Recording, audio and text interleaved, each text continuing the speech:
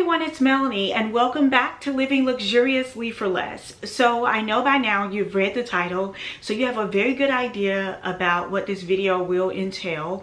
I just wanted to add that these are my personal thoughts and opinions about how I have personally been affected by the situation that's currently going on in the world, the actions that I've chosen to take in my personal life as well as in my business, and just some of the learnings that I have personally acquired over the past few weeks and how I want to pass those things along to you guys. If you find them beneficial for you, definitely feel free to implement them. If you don't feel like they're beneficial for you in your line of business or in your home, you know, just discard it. I mean, it's just that simple. So I really wanted to kind of record my raw thoughts and my raw feelings around what we currently have going on and how it's impacted me as well as my business and my family. And it's just been kind of a situation that none of us could have ever prepared for. Due to the current situation that we have going on here in America and around the world, events have been canceled like everywhere. And I really don't think people really understand, unless they're in the event industry, the hospitality industry, meaning hotels and restaurants, and the travel industry and things like that. You really don't get a true summation of how this industry has truly been impacted. Just to give you guys an example, the last event that I did was the St. Patrick's Day rainbow themed party that I did right before St. Patrick's Day, right before we were all kind of started really practicing social distancing. That was the last event that I actually did. And then after that, I had prom scheduled, I had rentals scheduled, I had wedding schedules, church events scheduled, birthday party schedules, so many different events scheduled between that date and all the way to the 1st of May. Every single one of those events have been canceled or postponed. And it's just been a tremendous hit, but it's something that I kind of prepared my business for over the years. So with me, in those clients that needed to cancel, I absolutely had to, you know, understand their situation. Even though on my behalf, my contract does have a force majeure policy, which basically states that in the event of a natural disaster, and because the situation we're currently facing is now declared as a natural disaster, then that person can be refunded everything except 50%.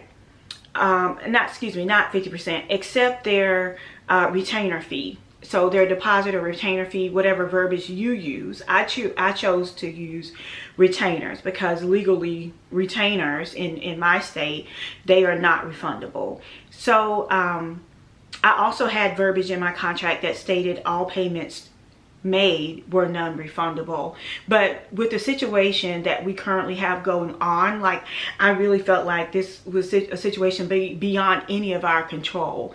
And if that individual needed to basically cancel because the time that they could get it rescheduled, I wasn't available, and then I gave them full refunds. I did not hold them to our contractual agreement.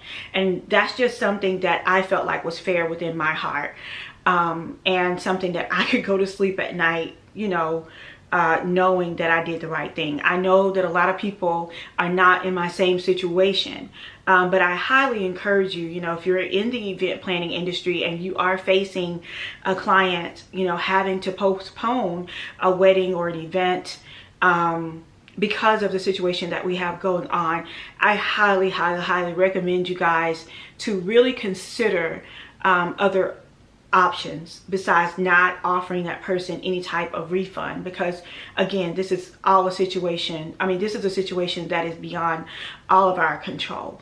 So with the clients that I was able to reschedule, which right now I haven't had any clients that I've been able to reschedule for March and April. All of those events were completely canceled because we don't have a foreseeable future as to when these events can take place. So all of those individuals have been fully refunded, minus the retainer or any monies that I had invested for specifically for their event. And in that case, they will be given a credit for future events, which is another option. And we were all in agreement with every single case. I handled it on a case-by-case basis, but we were all in agreement on, you know, how we were going to, you know, handle that, whether a refund was due or whether a partial refund was due, whether a credit was due, or whether we could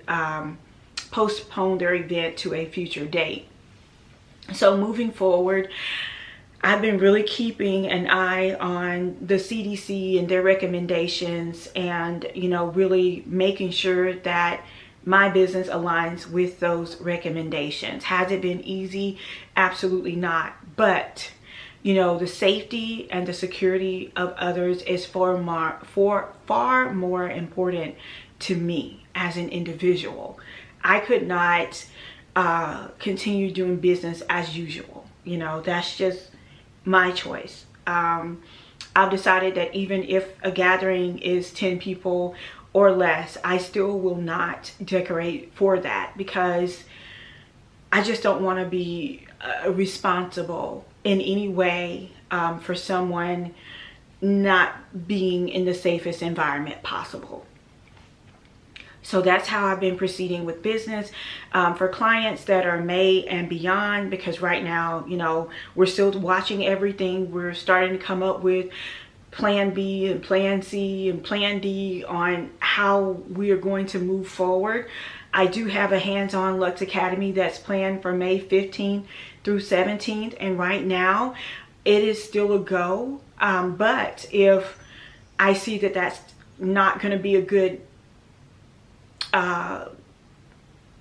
it's just not a good decision overall to move forward, then those individuals will be refunded in full as well. So that's just kind of how it's been here.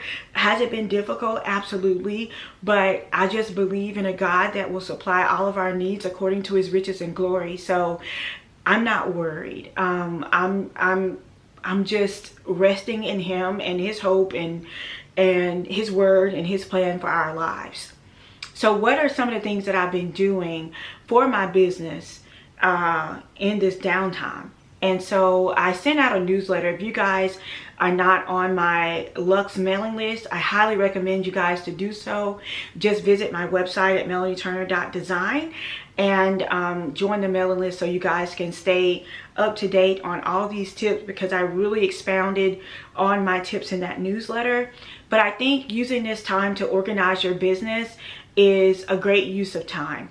For those who did not have the force majeure clause in your contracts already, for those of you guys who signed up through HoneyBook using my HoneyBook, you are completely covered. But I do realize that some people did not have that clause in their contract. So I highly recommend you guys that I included that clause in my last newsletter. So if you guys get on that list, you can get that clause. Also check out HoneyBook. I mean, it's an amazing resource. Like, I had no reason to be worried because I had it right there, electronically signed copies of my contracts with every single client that I had a contract with for the month of March and the month of April, which now all of those events have been canceled. So now, you know, the next thing is to put that addendum in there for cancellations or postponements and putting all that verbiage in place, and that's currently what I've been doing as well. So making sure your business is up to date in terms of contracts and addendums and things of that nature is a huge must. Number two, so yeah, you know, taking that time to organize your business. Take the time to learn something new that is not related to the business. So for me, taking the time how to do, learning how to do things that I normally spend a lot of money on, that, moving forward, I may have to cut back on those things. So taking the time to learn how to do that for myself will definitely save money. So a prime example of that is I've been playing in hair and makeup a lot.